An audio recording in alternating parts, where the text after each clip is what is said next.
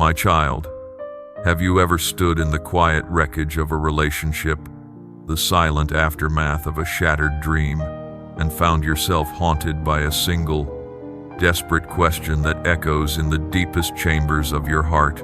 Why? Why them? Why did that person, who at first seemed like a harbor, have to become a storm in the center of your life?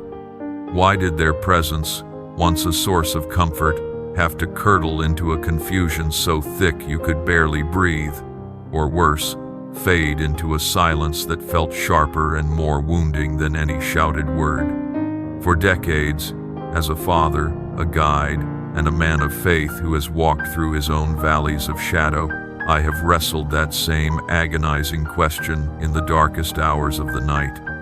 When the only witness was God Himself, I've asked it with tears, with anger, and with a heart heavy with misunderstanding.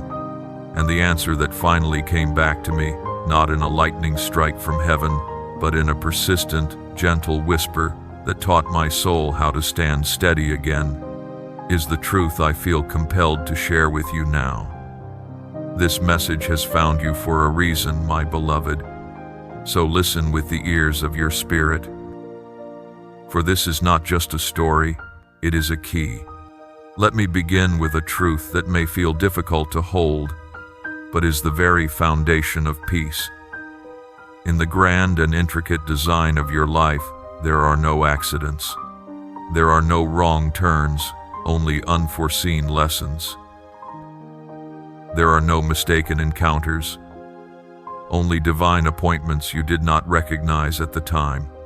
I need you to understand that the Creator is the ultimate master craftsman, and your soul is His most cherished project, His workshop. And in this sacred space, He does not only work with the gentle, easy materials, the warm sunlight of affirming friendships, the soft silks of unconditional love. No, a master knows that to create something of enduring strength and breathtaking beauty, he must also use the most challenging tools imaginable. He uses the abrasive stone to polish, the searing fire to purify, and the sharpest chisel to carve away all that is not essential, all that is not truly you. You have been conditioned by the world to believe that God's presence is only found in experiences that feel good, that His blessings only arrive in packages of joy and comfort. But I am here to tell you that some of His most profound and transformative work begins with the violent disruption of your peace. Some people He brings across your path are like that warm sunlight through a window on a cold day. They come to bring warmth, to connect with your inner self, to offer steadfast support during hardship, and to remind you of the tangible reality of His goodness. They are a balm to your spirit, and you must cherish them. But others, my child, arrive like a sudden, unforecasted disturbance, a tremor that shakes the very foundations of your world. They are designed to disrupt your usual ways, to dismantle your defenses, and to force you out of the comfortable patterns you've mistaken for living. Both of these types of people, the sunlight and the storm, are sent by the same loving hand, and both carry a sacred purpose. Think of those individuals who challenged your every conviction, the ones who seemed to effortlessly press on your deepest insecurities, the ones who, perhaps without even trying, exposed your pride, who held a mirror up to the fears you kept so carefully hidden, or who poked at the tender scars of old hurts you sincerely believed were healed. Why would a loving God permit such painful encounters? Because the path He has laid out for you is not a leisurely stroll through a garden. It is a climb up a holy mountain, and this ascent requires a foundation of unshakable inner strength. Before He can entrust you with the breathtaking views from the next summit, before He can place the weight of a greater purpose upon your shoulders, He must first reveal what is already present within you. He must show you the hairline fractures in your foundation, not to condemn you, but to heal you completely. That person you wept over, the one whose departure or betrayal left a void in your life, was not a punishment sent to break you. They were a divine reflection. They were a sacred mirror, positioned with perfect precision to show you the exact parts of yourself that still desperately needed his tender, healing touch. Through them, he showed you the anxiety that led you to try and control outcomes, the fear of abandonment that made you cling too tightly, the stubborn pride that prevented you from being vulnerable, and the ancient bitterness from past wrongs that still lingered like a poison in the depths of your spirit. And here we arrive at a truth so profound that many of his children find it hard to accept.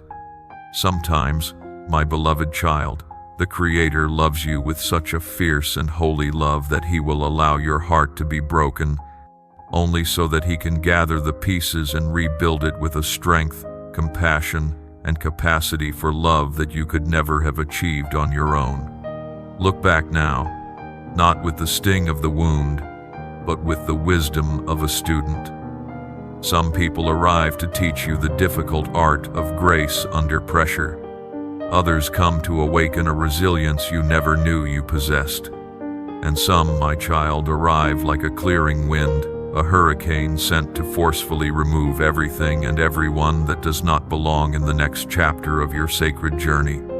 You couldn't see it then, wrapped in the pain and confusion, but I am asking you to look again now.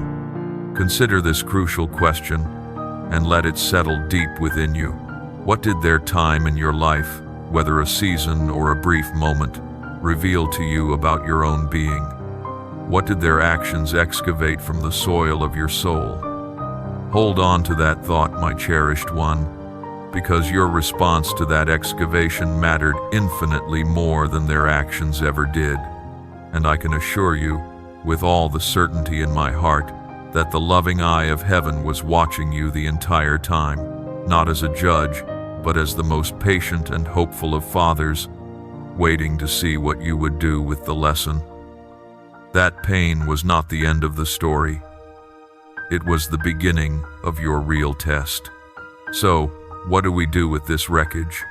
What do we do with the painful revelations brought to light by that person who acted as a mirror to our unhealed soul? I know that feeling of being let down, my child. It's a cold, heavy stone in the pit of your stomach. A story you replay in the darkness of your mind, endlessly searching for a different ending, for a reason that might make sense of the hurt. You must understand that raw and aching pain was never just pain for its own sake. It was a crucible, a sacred and intentional test of your spirit, and though you may have felt utterly and completely alone in that trial, you did not realize that the Creator himself was observing, not with a critical eye, but with the focused attention of a master artisan watching his most precious work being refined in the fire. In that searing heat, where your heart was tender and your spirit was tested, you were presented with a profound choice. It is in this choice that the most powerful expression of faith is found. It is not found in loud, outward displays of piety or in perfectly recited prayers. No, the deepest, most authentic expression of faith is found in the quiet, resolute, and earth-shatteringly difficult act of forgiving someone who has never said they were sorry. It is found in the conscious choice to offer kindness when your every cell screams for retribution, to release the past when your memory wants to cling to it like a shield. It is the moment you can finally stand firm in the midst of your own pain, look at the ghost of that hurt, and declare with the full authority of your redeemed spirit, "You will not define me." This is a holy declaration. It is the moment you reclaim your narrative and say, "I am not shaped by what they did to me, for that was a fleeting moment in time. I am shaped, molded, and defined by my Creator and by the eternal, ongoing work He is doing within me right now." Because here is the secret of freedom, my child. True forgiveness does not excuse the wrongful act. It does not say, "What you did was okay." It simply and powerfully refuses to let that act have any control over your future. It is the severing of a chain. You see, you were never meant to live a life colored by the dull gray of bitterness. You were not created to carry every insult, every slight, and every wound as a heavy burden upon your back for the rest of your journey. You are chosen, my beloved, and chosen hearts are called to live by a higher, more gracious standard. You forgive, not because they have earned it, they may never earn it. You forgive because the glorious sunlit path that God has designed for you cannot bear the crushing weight of their mistake. To carry their error is to tether yourself to a past that God is calling you away from. And perhaps, just perhaps, that was the ultimate reason He guided them to cross your path in the first place, to present you with this very choice, to uncover what was concealed in the deepest parts of your heart. When you were wronged, what arose from within? Was it a thirst for settling scores, or was it a wellspring of inner goodness? Did bitterness take root, or did you allow the pain to break you open into a new level of spiritual breakthrough? They may have tried, consciously or not, to break your spirit, but what they did not know is that they were dealing with a child of God. And in the economy of heaven, nothing is wasted. Instead, your tears, shed in the lonely darkness, nurtured the soil for the growth of a stronger, more compassionate, and more resilient version of you. Do not confuse forgiveness with forgetting. Forgiveness does not mean erasing the memory, it means rising above its influence. It is the courageous act of speaking directly to your pain and saying, "You no longer have power over me. You are a part of my history, but you will not be the author of my destiny." This is more than a psychological exercise. It is an act of profound spiritual warfare. Because if the enemy of your soul can keep your heart trapped in the prison of resentment, he can effectively halt your progress and hinder the beautiful purpose God has for you. He knows that an unforgiving heart is a stagnant heart, but if you can navigate this challenge, if you can choose to forgive even when your feelings are uncertain, armed only with a trusting spirit, you achieve a victory over a spiritual opposition that you may never even see. You unlock a new level of freedom and anointing for your life. So now, I ask you to pause, to look inward with me, my child, and to consider this with complete honesty. What is it that you continue to grasp with a white-knuckled grip that God has been gently, patiently requesting you to surrender? Is it a name? A memory? An injustice? The test did not end with the painful event. It moved into something equally significant, a new phase of your training that would require a different kind of strength entirely. It moved into the holy and often agonizing school of patience. And for so many of His children, this part of the journey is the most challenging of all. Once you have laid down the heavy burden of unforgiveness, you do not immediately step into a sunlit field of resolution. Instead, you often enter a new room in the mansion of your spiritual growth, a quiet, vast, and sometimes terrifyingly empty room. This is the room of waiting. And the test of your spirit, my child, now moves into a new and equally significant phase, the cultivation of patience. For many of us, this is the most demanding part of the journey, the one that stretches our faith to its absolute limit. It is here, in the deafening silence, that our true character is forged.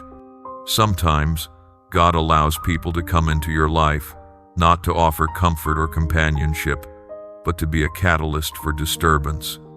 They may appear suddenly, with a blazing intensity that rearranges your entire world, and then disappear just as quickly, leaving a trail of unanswered questions and a profound sense of incompleteness in their wake. You are left standing in the stillness, holding questions that have no answers and a heart that feels a story was left unfinished. In this period, you may have prayed earnestly for ease, yet you were met with frustrating delays. You looked desperately for understanding, but all you found was a deeper, more bewildering confusion. And while every fiber of your being longed for things to move forward, for a sign, for any kind of progress, it felt as though the hand of God was gently but firmly guiding you to pause. This is the kind of waiting that the world cannot comprehend. It is not the passive, empty waiting you experience in a doctor's office. It is not a void without substance. No, this is a sacred, active waiting.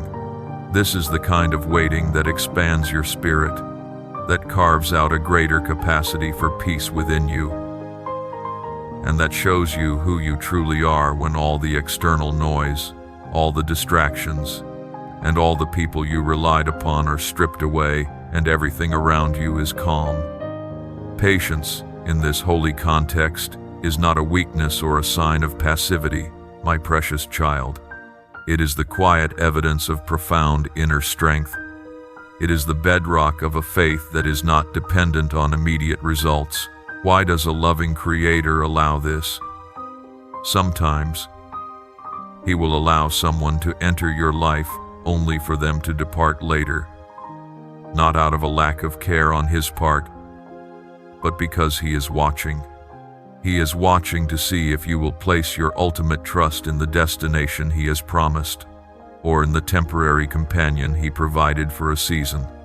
He is watching to see if you will trust Him, the one who is guiding your path, even when the way seems hard, confusing, and profoundly unclear. The true difficulty of your journey isn't always about how quickly you can release your pain, my beloved one. Often the greater test is about the strength of your reliance upon Him during the long, quiet seasons when nothing seems to be happening at all, when that person is no longer present, when the opportunities you were hoping for seem to have closed, and when the quiet in your life feels more overwhelming and louder than your most desperate cries to Him.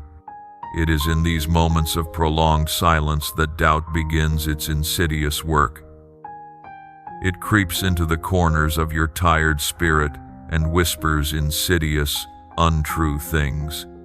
It suggests that you have been overlooked, that your waiting was useless, that God has moved on to someone else, and that His silence is the ultimate confirmation that He has no answer for you. But I am here to tell you, as one who has heard those same whispers, those are not His words to you, my child.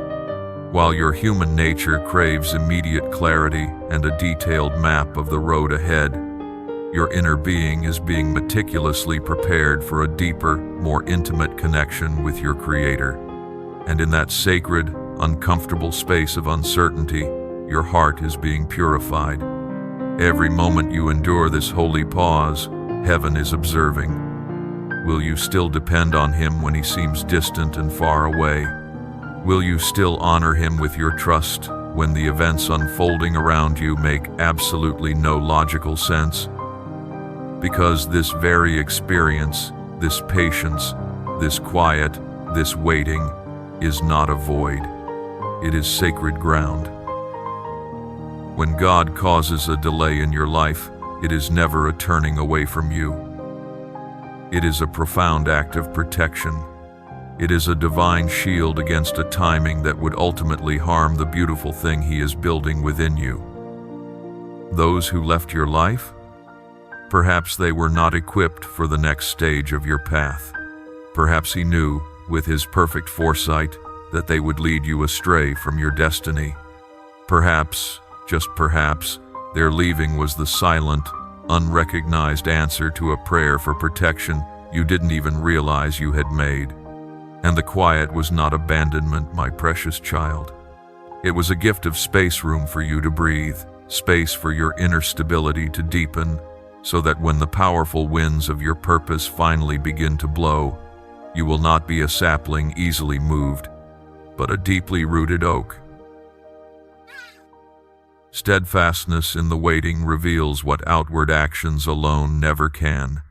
It uncovers whether your confidence in your Creator rests on fleeting feelings and visible results, or on the unshakable foundation of complete surrender. True, Mature trust does not say, "I believe in you, God," only when He acts in ways you can see. It says, with quiet confidence in the middle of the silence, "I believe in you, God, even when you do not act." This difficulty was never about the passage of time. It was always about your trust in Him. And the very fact that you are here now, still standing, still listening, still seeking truth, is all the proof you need that you are not just surviving this process, you are growing through it. But there is another layer to this truth, a hidden aspect that many miss, and it will require you to look at your experience from an entirely new perspective. You have walked the path of forgiveness. You have stood your ground on the holy soil of waiting. You have proven that your faith is more than a fleeting emotion.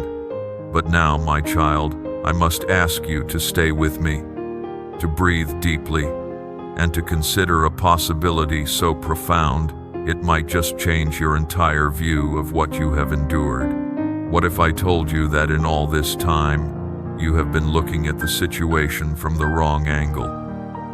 What if the intense trial you faced, the person who caused you so much pain, was never actually at their test? What if the real test, the true subject under heaven's gentle, observant gaze, was you? Not your outward appearance or your personality, but the deepest, most hidden parts of your inner self. That person, the one you have struggled with, was not sent to bring you comfort or to affirm who you were. They were sent as a divine instrument to reveal something within you. Their purpose was to touch the very places in your heart you believed were already fully surrendered to God, the corners you thought were healed and whole. They came, with perfect and unknowing precision, to find the last vestiges of fear, the hidden pockets of pride, the secret attachments you held to your own way of doing things, and to loosen their hold on your soul. And I, your loving Creator, allowed it to happen. I permitted it, not out of cruelty, but out of a love so deep it is willing to be misunderstood in the short term for the sake of your eternal growth. I allowed it because I saw something you could not yet see. There are aspects within you, old mindsets and unhealed patterns, that simply cannot accompany you into the next glorious season I have prepared for you. You have prayed for progress with all your heart. You have cried out for a breakthrough. But you must understand a foundational principle of the kingdom. Elevation from heaven is always, without exception, preceded by a thorough examination of the heart. And I knew that before I could lift you higher, before I could entrust you with more influence and greater blessings, I first had to bring these hidden things into the light, not to shame you, but to free you from them. So I permitted that experience, that friction, that person, to serve as a divine excavation project, a way of revealing what lay dormant and unhealed just beneath the surface. The focus was never primarily on what they did to you. It was always about what their actions brought out of you. Did their silence bring out an anxious need for control in you? Did their criticism bring out a defensive, wounded pride? Did their choices bring out a deep-seated fear of abandonment you thought you had conquered? Here is the truth, my child. The next level of your purpose requires a more mature, refined, and spiritually resilient version of you. It requires a you that does not react with a sharp tongue when criticized. It requires a you that does not crumble into despair under the weight of silence. It requires a you that no longer seeks the approval and validation of struggling, imperfect people. Therefore, I permitted you to experience that challenging circumstance, not with the intent to hurt you, but with the intent to reveal what still flares up so readily within your spirit. Your greatest victory in that season was not won through outward success or by getting the last word. It was won in the quiet moments of humility, through the painful but liberating act of surrender, and by refusing to seek revenge or to get even. I ask you again to consider this from this new vantage point. What if their time in your life was never intended to change them, but was orchestrated from the beginning of time with the sole purpose of changing you? Inner strength, true spiritual fortitude, is not built in seasons of ease. It is forged, tested, and revealed only when it is put under immense pressure. And in those moments when you felt most alone, when no words of regret were ever offered, when no logical reason was given for the pain, and the wound remained open and raw, that is, when heaven paid its closest attention. It was not listening to your eloquent prayers as much as it was observing your quiet actions. It was watching how you extended kindness when you had received none, how you governed your tongue when you wanted to lash out, how you fiercely guarded the cleanness and purity of your heart during a profoundly challenging time. Perhaps the reason I am taking my time in your life, the reason for the delays and the waiting, is because I am infinitely more interested in who you are becoming than in how quickly you reach your next destination.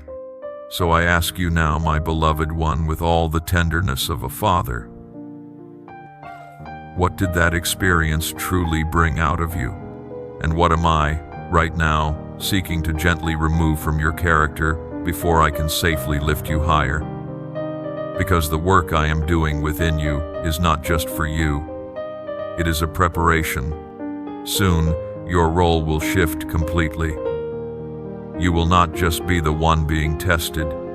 You, with your newfound strength and wisdom, will become the steady presence that helps someone else grow through. You is their test. You are not being punished, my child.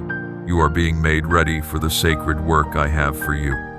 Each tear you shed, each prayer that felt unanswered, each door that closed, none of it was intended to crush your spirit. It was all part of a divine process, shaping you to be strong enough to carry the weight of the glory that is to come. I do not let such hard times go to waste. They are my finest tools, sharp and necessary, used not to cause pain without reason, but to prepare you, to chisel away anything that would crumble under the blessing I am about to place in your hands. After this period of intense inner refinement, after the chiseling and the sanding and the purification in the fires of trial, something new begins to happen. You may find it hard to speak your deepest thoughts, not because you are afraid, but because you are beginning to realize your words are meant for moments that matter, not for simple, idle conversation. They are becoming tools for facing challenges, not just for making sound. And in this newfound quiet, have you felt something else stirring deep inside you lately, my child? A quiet moment that suddenly feels charged with importance, dreams that seem deeper and more vivid than ever before, or a sudden, unexplainable feeling that you are on the cusp of something momentous. These are not just random feelings or the wanderings of an overactive mind. This is the evidence that something old, something powerful, something that has been dormant within you for a very long time, is beginning to wake up. This is a time I planned for you. A season of awakening set in motion long before you took your first breath. It is a sign, yes, but it is a sign only for those whose inner self has been prepared to notice it. If you are still paying attention, if your heart feels a strange and holy stirring, if your spirit is being drawn towards something you can't quite name but feels inexplicably like home, it is because you are not just idly looking. You are being actively, intentionally drawn by my spirit. This profound understanding isn't meant for everyone, and it was never intended to be. But you, my beloved child, did not just happen to stumble upon this truth. This truth was sent to find you. This is because something set apart, something sacred and irreversible, is about to take place in your life. You have been in the dim, preparatory places long enough. Now, my light is pulling you closer, guiding you back to the place where you truly belong with me. What you are feeling now is what I call a special point of closeness, a sacred convergence. It is not a physical place you can touch or something you are merely imagining. It is a sacred meeting point in time and space where the separation between heaven and earth feels thinner, and my spirit can move more freely and communicate more clearly with yours. In this short, appointed time, the relentless sounds of the world begin to fade, and you can hear my quiet, guiding voice with greater clarity than ever before. Your inner understanding, your intuition, grows sharper and more reliable. These precious times of deep closeness do not happen by chance. They are divinely planned, set with perfect timing to awaken those who are ready and to go completely unnoticed by those who are not. When this spiritual alignment occurs, I open a door for profound and accelerated change. But not everyone will see it. Many will simply feel a slight, nameless unease, perhaps feeling more weary than usual or finding it difficult to find their inner peace. They will dismiss it. They will not stop their busy lives. They will not pay attention to the subtle nudge of their spirit. And that, my child, is why they will miss the sacred moment that was meant for them. Understand this truth.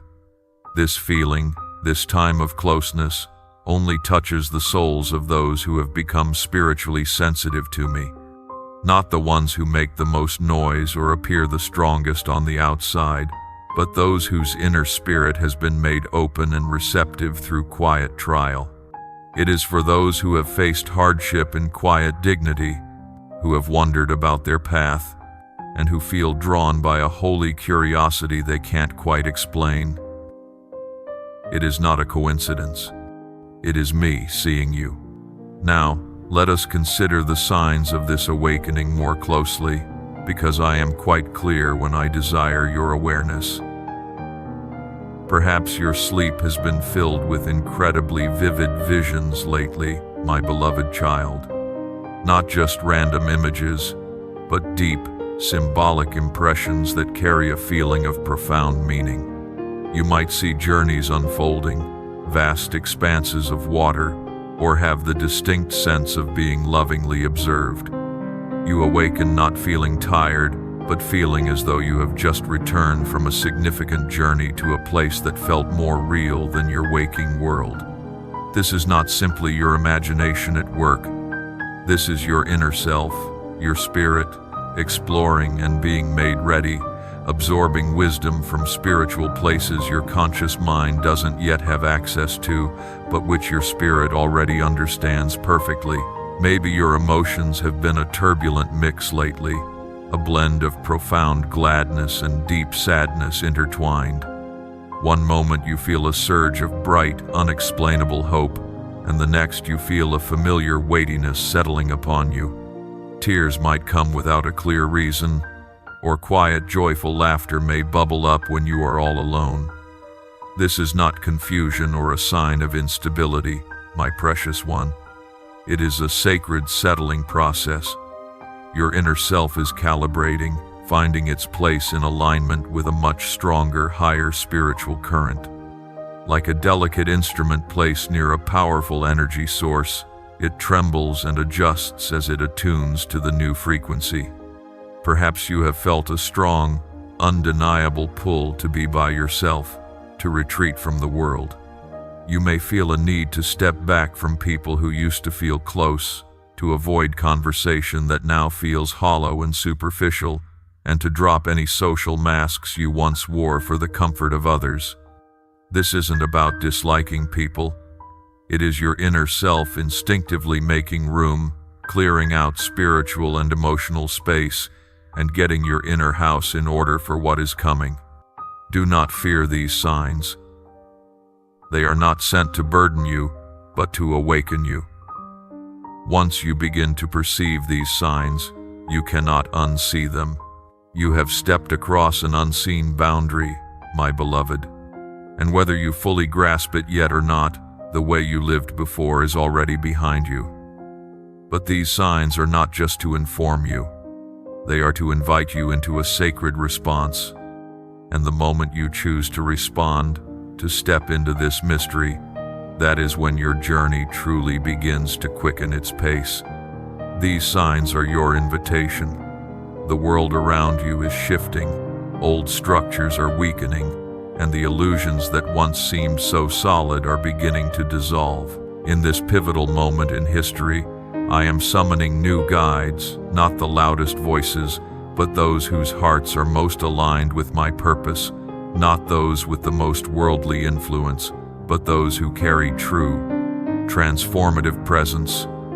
You have felt this pull, my child, because you are one of them. So, how do you truly settle into this sacred connection? How do you ensure that when life's currents shift, you are not simply tossed about, but are gently and powerfully guided forward on the way that was always meant for you? The truth is, you do not just stumble into your divine purpose. You move toward it with intention, step by conscious step, with your spirit fully engaged and your focus clear. This moment of sacred joining is not a passing wave you can ride casually. It is a deep and profound alignment, an invitation for those who are prepared to live differently, to hear the quiet promptings of their own spirit, and to act with a newfound sense of meaning. But this requires something of you, my child. You must prepare the soil of your inner world. You must consciously release the noise of the world, still the frantic, busy thoughts of your mind, and create a welcoming space for your spirit to fully emerge. Here is how you begin this sacred process, my beloved child. First, you must learn to sit in stillness. I do not just mean outer silence, but a deep, resonant inner calm. Turn off the devices and distractions that are constantly pulling you away from your center. Close your eyes, and for a few moments, just be. Let your breathing soften and become easy, and simply watch the busy thoughts of your mind as if they were clouds drifting across the sky. Do not chase after them. Do not try to fix them or judge them. Simply observe them as they pass by. Because I promise you, when the outside world finally quiets down, your inner world will begin to speak. And in that deep quiet, you will start to sense it, a gentle pull, a soft knowing deep inside. That is the voice of your spirit, and it has been patiently waiting to have this conversation with you. Next, take what surfaces in that quiet and write it down. Ask yourself this simple but powerful question: what is my Holy One sharing with me in this moment? Then, write freely, without holding back, without trying to correct your grammar or judge the content. Just let it flow from your heart onto the page. Even if it doesn't seem to make logical sense to your thinking mind, you must trust the process. You are not just writing down random thoughts, my child. You are uncovering hidden truth. This is the truth that has been buried for years beneath the weight of others' expectations, beneath your own fears, and beneath the constant, relentless noise of the world. Then, I want you to physically connect yourself with the living ground. Go outside, remove your shoes, and stand upon the earth. Feel the rich soil, the cool grass, or the soft sand beneath your feet. Let your physical body recall a truth that your spirit already knows deep down. You are a part of something vast, ancient, and breathtakingly beautiful, something far greater than your mind can fully comprehend. Look at the trees. They stand tall in their purpose without rushing. Listen to the wind. It moves without doubting its path. Watch the river. It flows onward to the sea without questioning its journey. And neither should you, my cherished one. Let nature help to reset your inner rhythm and reflect the deep peace you already carry within you. After that, you must set clear aims for yourself, for the universe responds to clarity. Ask yourself with unflinching honesty, what am I now ready to release from my life? What am I ready to welcome into my life? Who am I? In my deepest truth, truly becoming. Write it down clearly. Speak it aloud with the conviction of a promise. See it vividly in the theater of your mind. But most importantly, feel it deeply within your heart, as if it were already your reality. This is not passive wishing. It is the active, creative choice to come into harmony with my divine design for you. It is a declaration to all of creation, I am here, I am willing, I am present. And when heaven sees a spirit that is truly ready, it will move mountains to meet them. This is your moment to advance, my precious one. Not with arrogance, but with the quiet, clear understanding and calm assurance that I provide. Every single part of your path, every single difficulty, has been forming you for this exact moment. Grief made your heart tender and compassionate. Moments when your confidence was tested taught you how to see with true discernment. The quiet, lonely times taught you how to listen for my presence within you. Now, all of these experiences are being woven together to give you the power to advance. You are not traveling this road alone. Right now, all over the world, numerous others are also waking up, linked in their inner selves, remembering their true identity, and radiating their inner brilliance. But you must understand this fully. Advancing requires your conscious decision. It requires the bravery to release your firm grip on what is known and to step into the beautiful uncertainty of what is to come. It requires you to declare from the depths of your soul, yes, I am prepared. I perceive your summons. I have faith in the path, even when the future is unclear. The moment you make that decision, a powerful transformation occurs. I come nearer. The signs you perceive grow more distinct. The atmosphere around you begins to shift, and you start to attract the people, opportunities, and resources that perfectly match the divine intention I placed within you from the very beginning. Your path has genuinely begun, my child. The road ahead is clear. I am alongside you. Rise now, for you were created for this very time.